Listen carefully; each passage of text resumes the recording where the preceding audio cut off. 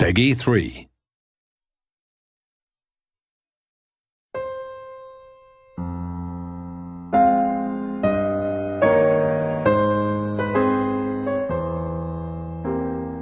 We are both creation and destruction. We are metal grinding metal, shattered glass and fractured concrete.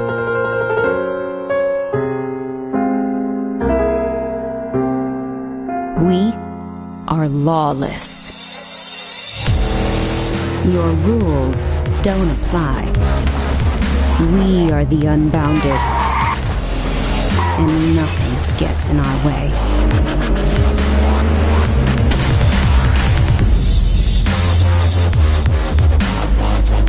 This is gonna hurt. And it feels so good.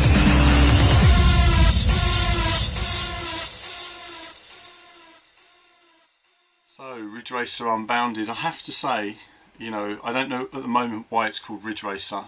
We've got this intro here that is very much like Rage Racer, and it looks like someone's seen the name Rage Racer and taken it literally. That means angry drivers who want to smash each other, and actually the whole idea of Rage Racer was the race for the win. Again here, it seems like a game that's kind of lacking in identity at the moment. I do wish it wasn't called Ridge Racer. It's not a Ridge Racer game. Personally, I would like to see a classic Ridge Racer game that harks back to the title's roots.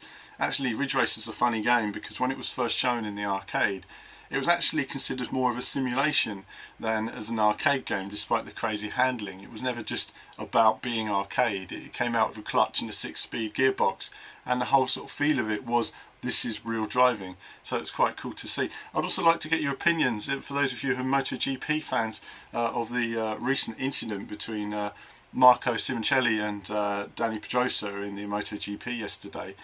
How do you feel about the drive-through penalty for Marco? I mean, I was watching it yesterday, and it seemed to me that Marco caught Danny unawares. Danny came back at him, and then Marco took the corner. Now, if we look at an incident like Rossi hitting Casey Stoner a couple of races ago, Rossi didn't make the corner, and he took a bike out and had no penalty. Whereas in this situation, Marco took the corner, and the difference being that Marco was on the racing line on the clean side of the track, and Danny wasn't. So Danny was always, if he didn't have the corner, he was always going to have to yield. And it seemed to me, as a racer's perspective, that Danny made a mistake there and probably should have yielded the corner. But there's loads of opinions. The Danny fans say one thing and the Marco fans will say another. I'd love to get some of your feedback on that as well. But I'll be checking out some of the other racing news. I've also been playing a little bit of iRacing, and I'll be showing you a little bit of that. In fact, let's just take a little clip.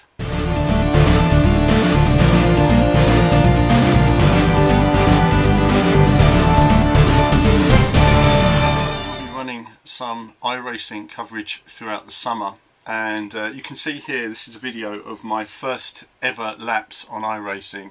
Of course I don't know a car I don't know, and of course this is literally just default set up in a car, see how I get on. And actually the handling is immediately intuitive, and I'll be doing tons of iRacing coverage in the summer, but I just thought I'd give you this this brief sort of introduction, if you like, to it. Handling, what's it like? Do you know, it sounds quite bizarre, but I actually liken it to F355 Challenge from Sega on the arcade many years ago. It has a very similar feel to it. I immediately took to it and understood pretty much what the car was doing. I think the key things you need to understand really is how to react with the car heavily under braking. But as for the car entering a slide and getting it out of the slide, it seems quite intuitive so far, and you'll see another quick clip of me driving the Radical. I think it's really to do with dialing in your sort of under and oversteer, and at the moment in some cars such as the Radical I was getting a little bit of understeer in some of the corners. But again, you know, it's as a simulation, it's surprisingly easy to get into, and as I say, I'll be going through lots of this. Just looking at my lap there, you can see braking into the slow corners.